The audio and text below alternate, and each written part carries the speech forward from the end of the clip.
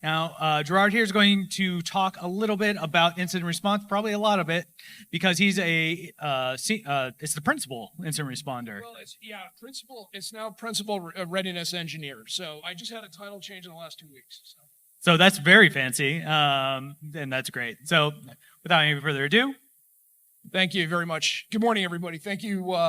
This is a real treat. I've never actually been out to ColonelCon. This is my first one. So thank you all. Just as a way of introduction, Gerard Johansen, Principal Readiness Engineer with Red Canary. Anybody familiar with Red Canary? Any customers in the audience? No? Darn. Anybody use Atomic Red Team? There you go. Good. Okay. You're going to love this. Really, this kind of next 40, 45 minutes really comes out of some things we've been working on internally at Red Canary for the last 6 months. And that's really around up in the readiness quotient, if you will, is looking at training and how do we deliver a training that's cost effective and also meets some specific requirements so that we're able to address these things.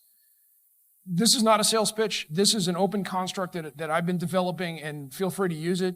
Do whatever you want. Take the slides, go through it again. So this is obviously not a sales pitch. Prior to Red Canary, I spent about 10 years on the blue side, working incident response, detection, all of that stuff for some enterprise and consulting. Prior to that, I spent some time in government, and I'm right next door in Rapid City, South Dakota. Anybody go to Wild West Hacking Fest? Any Wild West? Yeah, there you go. Rapid City. It's the big city. What we're going to discuss today is I'm going to look at training and give a construct at the very end that I hope you can take back to your organization, modify it as necessary, but really ups your ability to respond to threats and address them in a timely fashion. And when I say threat, this is what I mean. When I started, in the private sector, over a decade ago, it was the dreaded advanced persistent threat. That's what we were investigating. That's what we were sent to respond to. So we had the benefit of time. It was, hey, we're gonna go in here. Remember those days where don't do too much, don't let the threat actor know that you're on to them. Don't upload samples to VirusTotal. All of those OPSEC measures, because really what we had were low and slow threat actors. We had threat actors that were coming in, getting persistence, doing all of that mapping. Well, really things have changed, really, even in the last couple of years around ransomware. When I was really heavy into all of the ransomware groups, it was parachute in, take 2 or 3 days of analysis, come up with a plan to eradicate, and there we were. Well, what's really happened, I pulled this from the DEFA report about a year ago, and what it's really telling us is that threat actors are moving very quickly now. Is we can go from initial infection to essentially an enterprise-wide impacted encrypted event, unrequested encryption event in a matter of hours. It's no longer days, it's a matter of hours. We've got QBot, 30 minutes, we can see something of this nature. We've got constantly changing threat actor behaviors. Microsoft goes ahead and says, hey, we're gonna start disabling some of these, coded in vulnerabilities for scripting and macros. Well, they're just gonna shift. Now we've got the zip file with an ISO that mounts and boom, off to the races. So this really kind of necessitates really understanding how can we prepare for the eventuality. What we've done really in the last 20 years from a training perspective is, that annual training event. If you're lucky enough to be in an organization that will provide you a yearly SANS class, so whether it's a DEFR or a SEC class, once a year you get to go offsite, take 4 or 5 days, 6 days, take that class. Maybe you have some capture the flags that you're doing, or you're doing self-directed training. One of the things that I actually like is a lot of the very cost-effective training platforms, even Udemy, Cloud Academy, Anti-Siphon, any one of those really does provide training value. We also have team development training. Sometimes, who here is in an organization that does the annual tabletop exercise? Anybody had this? Yeah, okay. Cyber ranges. Maybe you get access to a cyber range once a year, and you are able to take part in that, and that helps you with some team coordination. Maybe you do some ad hoc drills. Maybe your SecOps manager or your incident response manager, incident commander, whoever is involved, maybe runs you through an ad hoc drill. And then the last, but one of the most beneficial, is actually lessons learned from a real incident. Hopefully it's not too serious, but something that you can take away. There's a saying that says, experience is the harshest teacher, because she gives you the results first and then the lesson later. But here's some of the deficiencies with this current skill development model. Budget, right? We're coming into that, as we saw in the last 6 months. You watch LinkedIn, you watch any of the industry rags, and you're seeing layoffs. Organizations are tightening their budget. So if you said, we do SANS training, probably the first thing that's going to get cut. You got 3 SOC analysts at $8,500 a pop. You're looking at $25,000, north of $25,000 just for 3 people to go to training.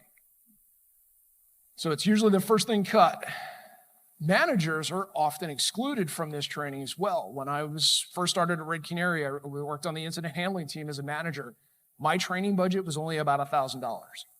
It's not a lot that I can actually do and actually understand or understand what my people are coming back with if I were to send them to training. One of the things that I used to do in other previous assignments is if one of my people went to training, they'd have to give me, a 1-day Reader's Digest version, so at least I understood what they were doing. Training, or I should say skill development, focuses on a very specific task. Network forensics, for example. If you go to SANS 572, for example, and you're really in the world of network forensics, so you're developing a real good skill set around network forensics, but it's very hyper-focused. Here's the drawback with that annual training, or maybe once, twice, 3 times a year, is skill depreciation. If you think about a brand new car, go out to the car dealership, they tell you plop down $25,000. As soon as it leaves the lot, it literally loses 1/3 of its value, or whatever the case may be. We have the same problem in the digital forensic skill development and training space. Think about it this way. If, let's say it's April 15th, you just completed a SANS or anti-siphon, whatever course you have done, let's say it's SANS. You have 60 days, you tab out your notebooks, you tab out all of your material, you go in and take the test. Think about it this way. As soon as you leave that testing center with your passing grade for whatever certification it was, your skills start to depreciate the second that you drive away from there. Because your brain says, okay, we're done with that. So think about that, is that you may not see the circumstances or the event or the incident that leverages that training maybe 6 to 9 months later, and imagine how much of that training or that skill development has depreciated. One of the last things, we're going to talk about repetition, is this kind of annual 4 or 5 days on site, or maybe a cyber range or a class like that, lacks repetition. That's the big thing. They say repetition is the mother of all learning. This is Benjamin Franklin, but basically what we need is a construct that ties in the psychology of training so that we're actually more effective to take those skills that we're getting in on an annual basis, for example, and actually putting them to use 6 months, 9 months, maybe a year, 2 years down the road. So this is more of an involvement and more of a repetition that we're going to talk about. So skill development, we just spent a little bit of time on skill development, but we're focused mostly when you go to those classes or even a conference like this on knowledge transfer. This is what's going on right now, is a knowledge transfer. It's a great way to build skills over time in a nice, comfy, controlled environment. When we're talking training, we are looking at realistic scenarios with realistic threat actors. We're increasing repetition, and we want you to be able to execute under stress. Now, I'm not talking jumping out of an airplane or doing something highly stressful like that. We're really talking about, hey, you've got an incident, it's kicked off, everybody's amped up, and are you able to execute under that, under those very heightened levels of stress scenarios? So, what does training look like from an attribute standpoint? Realistic threat actors with realistic TTPs. We can do this through threat emulation. We'll talk a little bit how to do this in a cost-effective way, but if you're even on the red team, you have a role in this. If you are straight up, I'm a penetration tester, you're going to have a role in incident response training, I hope, in your organization. As I said, repetition is the mother of all learning. We're going to be doing this in a construct over and over and over again. We're going to use behavioral psychology here. Colonel Khan's theme this year is science. We're going to use some behavioral psychology in our training program. So we'll talk a little bit about that. The goal here is moving you from what's called unconscious incompetence to unconscious competence. You don't rise, so this is at the very bottom here. I don't want to read off every slide, but this is very important. You don't rise to the occasion. There's this notion, right? You watch the Super Bowl, for example, and there's commentators out there like, oh, they just rose to the occasion. They were able to perform. It's like, that's not the reality of the situation. If you look at a winning team, whether it's in sports, whether it's in the military, whether it's in any endeavor, they don't rise to the occasion. They sink to the level of training. And when you hear we rose to the occasion, it's really a misnomer. You're basically going to the level that you've been trained at. All of that work you put in prior to the Super Bowl or prior to the major incident, that's what's the deciding factor. So I talked about competency, and we're going to drill in a little bit of this. Our goal is to move through all the way through these four quadrants, and I'll briefly describe them. With a caveat, incompetence is not a negative connotation here. It is basically you either know or don't know. That's basically it. Are you able to execute a skill? There's no negative connotation in this context. So from an unconscious incompetence standpoint, what I'm saying there is you don't know what you don't know, right? New threat, 0 day, however, new forensic technique that just dropped, you don't know it. And you don't know you don't know. So no problem there. Once you identify a gap, that moves you into conscious incompetence. For example, we don't know how to retrieve a triage package from a remote system. All right, we identify a gap. We can't pull, some of the proof of execution, prefetch, amcache, shimcache, maybe the master file table entries in the last 90 days or something. We don't know how to do that. That's where skill development comes in. Go out to YouTube, get a course, go out to SANS, and that's where that skill development is. And now you move to conscious competence. I can do this. I know how to do this, maybe with a little bit of cheat sheet, maybe with a little, working through the process. It's a little clunky, but you know how to do it. So we take that skill and over time, run it through a series of drills to where you move into unconscious competence. You can execute without any issue, meaning you don't have to look anything up. You can just execute it, and there's really very little brain power you got to put behind it. There's another thing that's coming into play here, and this is what's called Hicks-Hyman's law. And this basically looks at how decisions are made given how many options you have. Anybody here have like a 4 or 5 year old kid? Or niece? Okay. Niece, nephew. Okay, here's the best way to describe Hicks-Hyman's law that everybody could probably relate to. Bunch of friends go out to dinner, you bring your 4 or 5 year old with you, and the worst thing you can do to that toddler is hand them a dinner menu with 40 different options, right? They can't select 40 different options. Their brains are not wired that way yet. And even us as human beings. So if they have 40 different options, it's going to take them forever based on this law that basically says the more options I give you, the longer it takes you to make a decision. So what do we do with the 3 or 4 year old? We say, do you want chicken nuggets, macaroni and cheese, or a hamburger? Give them 3 options, boom, they can figure that one out very quickly. That's a kind of a very simplified way of looking at this, but what we see is, for example, talking to referencing Wendy's talk from keynote yesterday when she talked about preloading those containment decisions during an incident or prior to an incident. That's what we are going to do too when we start looking at some of the additional skill building and drilling that we're going to do from a training perspective. Is that if I already know that I have the authority to act as an incident commander from the network operations all the way up to the CIO that says, hey, if I got to down this LAN segment, you're going to feel an impact, but the impact is going to be 24 hours versus 2 weeks of outage. So we're preloading those so that we don't have to have that discussion during an incident. It's the worst time to have that containment discussion is, all right, we've got an active threat enter. Let's get everybody together.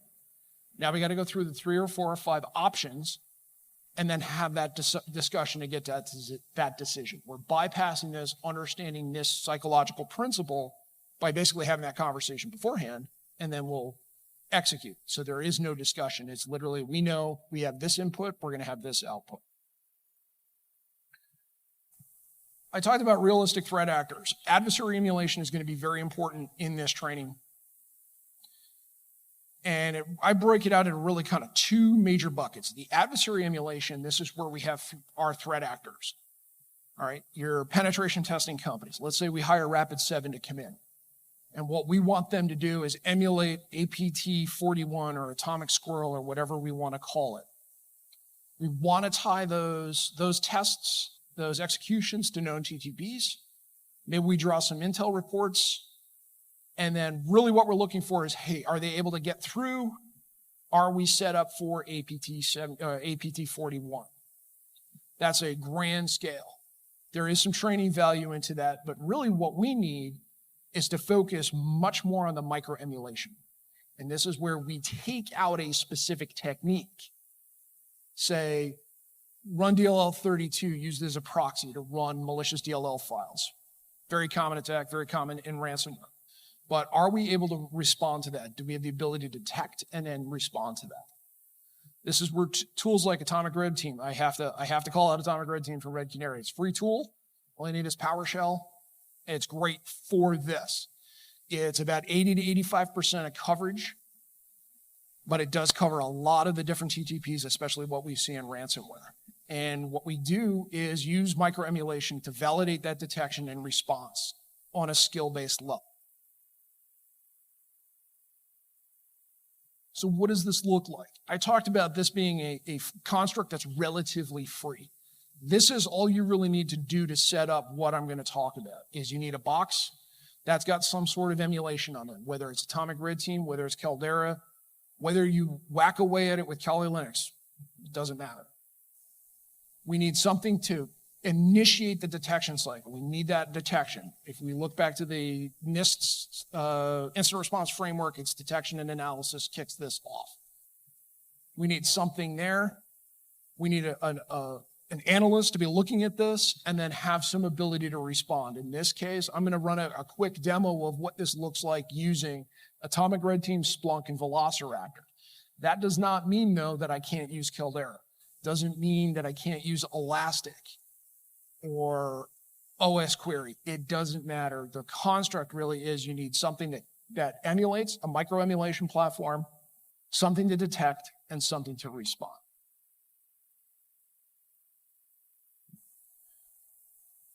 So way back, I decided to join the Army. Interesting story there, but never mind that. But in my time there, this was one of the things that struck a chord with a lot of us, is they would constantly say, training's got to be difficult because combat is going to be, well, not even difficult, it's going to be a entirely different animal all its own. But the premise was the more that we stress ourselves out and really ride that line, the better off we're going to be in the actual scenario. Now, this doesn't mean we're going to cut the lights out or run the fire extinguishers or anything like that on people during these drills. What we should be taking from this sentiment is we need to align our drills to a realistic scenario and then execute so that when the real thing happens, it's just like practice. So here's the construct. So I talked a lot about differentiating skill development and training, and then the psychology, how we're going to do microemulation, and now we've got a construct. And it's basically 4 different buckets that we'll talk about in a little bit of detail. We're going to talk about atomic skill development, atomic drilling, the tabletop exercise, and then a capstone exercise.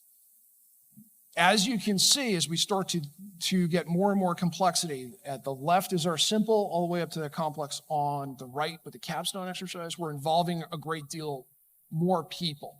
There's going to be more time and energy involved. But we'll go into this a little bit because I think this is important. So atomic skill development. This is the core of this. This is where all of that repetition really comes home. All we're doing is validating, can detection and response personnel, blue teamers, can they respond with an appropriate skill in an incident? All right, we're going to talk about what this looks like. So we're going to use that adversary emulation, micro emulation, single atomic red team technique, or you craft out something in Caldera that you run. We're going to execute a test on a monitored endpoint, and then we're validating our detection and response tools and processes. I put a time in terms of frequency on here, one per week. But as you see, we're going to do a short demo. It's going to take less than 5 minutes to run one of these. What I would say to you is if you could do this daily, maybe 3 times a week, that is the repetition that we're looking for. And all I'm asking is 20 minutes, 10 minutes a day. The power of this is in that repetition. It's like going to the gym. It's like doing any type of skill building exercise where you just need repetition, good reps. So we'll run through what one of these atomic drills look like. We identify a skill. In this case, we need to get a triage package off an infected system. What phase of the incident response lifecycle we're talking about? Detection and analysis. As an aside, we have been working through identifying how many separate skill sets we can look at, because nobody's really done this. This breakout, we're now at over 100 different skills, so it's really complex. We're trying to now narrow it down to combine some of those. But this is kind of like what we've done with the MITRE attack framework. We're trying to come up with something where we look at individual skills across the entire life cycle so that we can start building these out. The conditions. We're going to get a Splunk alert. We're going to have to respond using Velociraptor as our EDR tool. Again, you can use anything. If you've got CrowdStrike, Falcon, and you can pull evidence through there, that's what you would use. All we want to see out of the people going through this is, are they able to go from the alert into Splunk and extract a triage package? So the test we're running, we're going to do a suspicious VBS file from the startup folder. And this is what it looks like.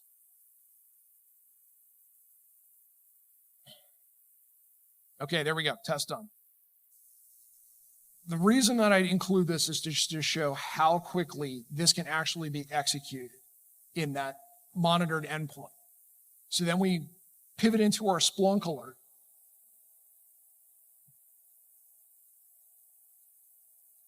And I'm going through just to make this slow, but if you could configure these alerts to say, hey, this is a critical, this is what you need to do. The one thing I did leave out is if you have an orchestration platform, this may factor into it. But oftentimes organizations are still using manual processes. But we have a Splunk alert that kicks off this process. So ideally, if I had somebody brand new and gave them the actual playbook or the process to do this and they were able to follow along, that has training value. But again, as we do more and more repetitions here, what we should see is the ability to immediately pivot into each of these devices or solutions or tool sets. So as I'm running right here, we're just running through artifacts to collect. Little side note with Velociraptor, you can even create your own package, triage package extractor if you want, but this is the actual cape that comes shipped new in box, so to speak, from Velociraptor. We're going through the options. We're looking at what we can select.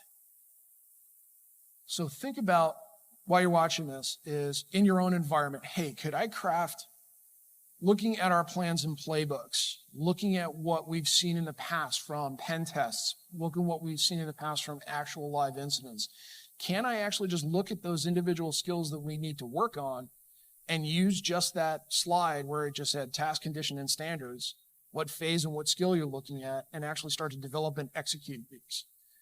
As we're watching right now, we're going through the process of doing this, and this is taking very little time. I think I timed this out to about 6 minutes between everything. Actually look at.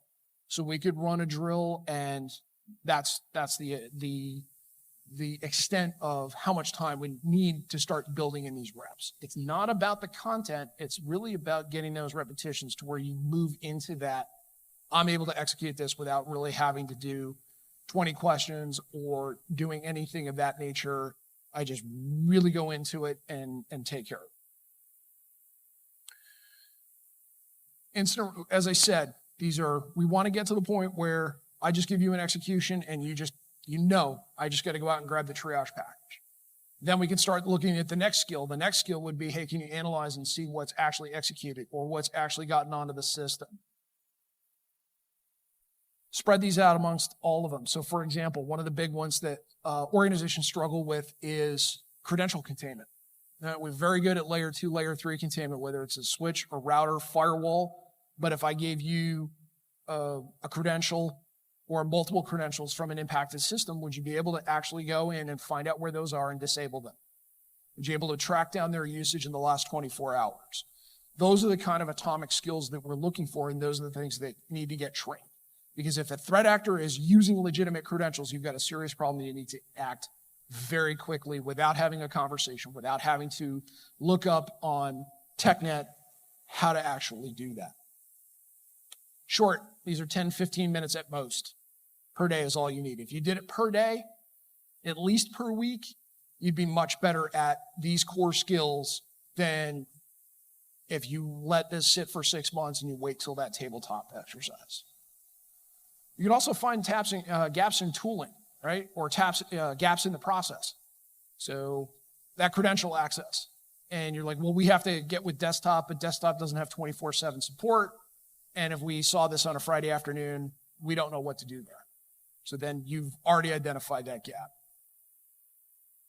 The more we focus on this, the individual skill development, the better the individual and team performance is going to be. And that comes out next in the next bucket, which is atomic response drills. So basically, if you think about a tabletop and how long it takes to get everybody involved, right? If you had to pull 30 or 40, largest one I think I did was about 45 people from a large hospital group in a room, and it took us almost 3.5 months to schedule, to get everybody's schedule aligned in Outlook where they can make that 4 hours. Let's kind of look at it and say, can we break out something that may take 20, 30 minutes? Can we do that once a month? And if we only focus on maybe 5 or 7 things, can we actually do this, or we actually are rotating? So basically what we're doing is taking a shortened tabletop exercise.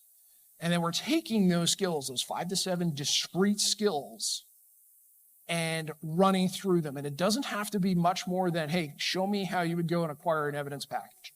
Show me how you would analyze this. Great.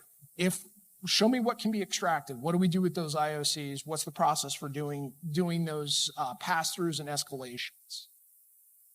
What we're doing is filling the gap between our individual skill development at the far left, that atomic skill development, and our tabletop exercise with the entire organization.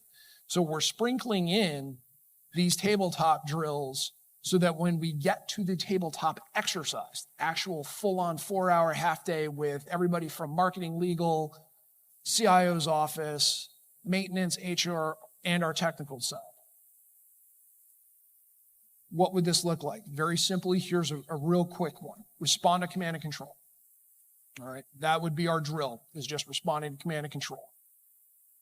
We're looking at detection and analysis and containment. All I want to make sure is that the technical team can determine the bad, go to the system, extract IOCs, and pass those up to the firewall team in whether it's network ops or network architecture, however you want, to get it blocked. So really we analyze malicious execution, just like we saw with that atomic skill. Can they acquire that triage package? Triage package may include Windows event logs. We're looking for maybe that 4104, the magic 4104 that Cobalt Strike leaves. Can they extract the IOCs? All I need is a port and an IP address. And then, all right, how would we pass this up? Okay, do we have resources there to contain these C2 traffic? Great. And then, all right, we've blocked this. Now we need to go into, do we re-image or do we have to go from a backup?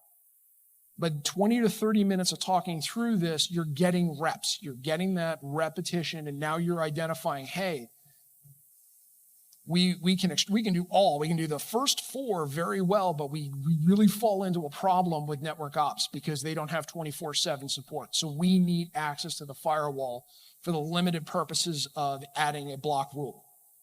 Or we do have those people, but they don't work very quickly. They're not involved in our process, and they're not brought in early enough. So then they're brought in, and then you run this again, and now they understand all we're going to get from security ops is an IP address and a port. We just need to block it, and then let them know when that block is. Ideally once a month, even better if you're doing this weekly, just a quick drill. Just a quick 20 to 30 minutes to walk through, and you start getting that repetition where you don't even have to have the discussion. You know, hey, once I get the IP address and port, I drop it in Slack, or I drop it in an email, or I get on the phone, let them know to block this, and we're off to the races. If you're finding gaps, that's the redrill part I talked about. The big thing with these drills is we're actually taking individual skills, and now we're forcing coordination, which is another big thing. So if you think about it from a football analogy, we have a football team, 11 people on the line. Each of them has their own individual responsibilities and individual skill set that they have to perform during a play, but they all have to work together. This is a really good way to build in a lot better team coordination. One of the other things you might want to do is look at these drills, and maybe there's additional skill sets that you need to drill. Hey, we're really weak on analyzing malicious scripts. We need a tool, or we need a process, or we need to work with CyberChef, something like that, and then retest as necessary. Again, repetition. The more you're doing this throughout the year, the better off the team is going to be able to function. Now we get to that tabletop exercise. Often, the mistake that organizations make is using the tabletop exercise as a training device. And I think that's a misnomer. It's misplaced. We're taking a look at the incident through a larger context, not just technical, but all of the other things. But what the problem is we're trying to build it as a training exercise for the technical side. Really what we should be focusing on is making this a coordination with the various stakeholders and working through that process. So instead of doing it just a yearly, what I recommend, what we're kind of moving towards is a 90 to 120 minute scenario twice a year. Realistic scenario with a facilitator, injects the whole 9 yards, but really we're focused on a range of skills, but we're validating that we have those skills in place. So for example, going back to blocking command and control traffic. When we get to the tabletop exercise, if you're having discussions on who's responsible for that and how that actually looks and you don't know, the value of that tabletop exercise diminishes. What we really want to do is to go into that tabletop and say, we've drilled this 4 times in the last year. This is our process, and we are 100% confident we can execute it without an issue. And then you move on to the other type of skills that maybe marketing needs to have, or legal, or somebody else. This doesn't need to be complicated. A really good tool, if anybody's played backdoor and breaches, that's a really good way to have fun with this process, and that does actually help. But really, we're focused on coordination and identifying gaps, not necessarily looking at this as a training tool. And then finally, what we have is the capstone exercise. When I was in the military, what we would do is we would be notified 6 months, maybe a year. The training schedule is set so far in advance, but October 1 fiscal year starts and they say, we're going to be doing a rotation in June or July at the National Training Center in California. We're going to be out there for 3 weeks. That is our capstone exercise. All of the training from an individual perspective, from a fire team, squad, platoon, and company level are all building up to get to our capstone exercise. If you can swing it, if your organization has budget for this, this is that purple team exercise. So all of that training we're validating here. So we need a threat emulation plan that as close as we can to an actual threat actor, whether it's Royal, whether it's Conti is now Royal, but even Evil Corp or somebody like that, we want to actually have the realistic TTPs and the realistic methods that they use. Where penetration testing doesn't help this process is when we just stop at detection. A lot of teams will say, hey, we detected Rapid 7. You call up Rapid 7, hey, we see what you're doing over here, stop it. Use this as a way to validate all of that hard work you did in the last year. So don't stop at detection, all right? Test the entire response. So one of the things to do is you have a purple team coordinator. He says, we see the behavior. We want it noted in the report that we observed and can block the behavior, but keep going. We want to see what trace evidence you leave there, and then we want to take the appropriate response to that threat actor behavior. And what you're doing is you're using this as a validation of all of that training between the atomic skills, the atomic drills, and the TTXs that you've done over the last year, and saying, yeah, we are well prepared for this. So what does this look like from a putting it all together perspective?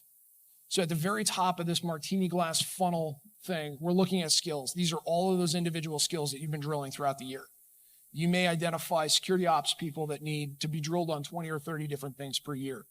Your network operations, maybe a handful, 12 to 14, but all of those drills over the course of the year flow down into those, at a minimum once a month, small 20 to 30 minute drills. You're building in repetition, you're building in that unconscious competence.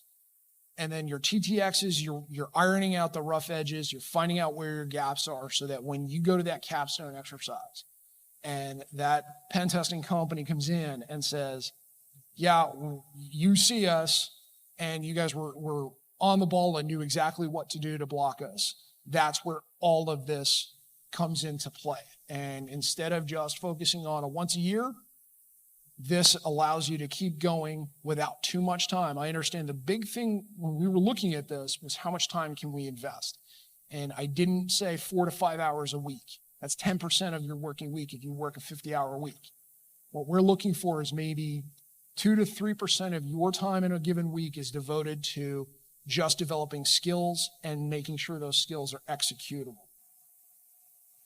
So with that, any questions? Anybody have anything?